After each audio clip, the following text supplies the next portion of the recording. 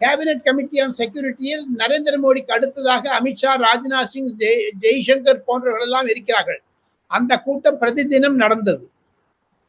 மே 6ஆம் தேதி முதல், அதாவது சொல்ல போனால் எக்ஸாக்ட்லி 1 month பிஃபோர், இந்தியா முதல் முறையாக பாகிஸ்தான் வில்லே சென்று வீட்டுக்குள் புகுந்து அங்க இருக்கக்கூடிய ஏர்பேஸ் அதெல்லாம் அடிச்சுட்டு வந்தாங்க.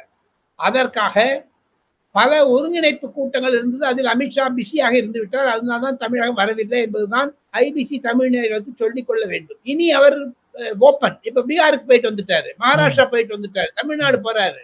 அடுத்த மாதம் ஜூலை மாதம் 26 தேதி வாக்கில் பிரதமர் நரேந்திர மோடி தமிழகம் வர இருக்கிறார். அவருக்கு திருநெல்வேலியோ இல்ல கோயம்புத்தூரோ போலாமான்னு ஏற்பாடு பண்ணிட்டு இருக்காங்க. இந்த மாதிரி ஒவ்வொரு தலைவரும் அங்க வர ஆரம்பிச்சுருவாங்க.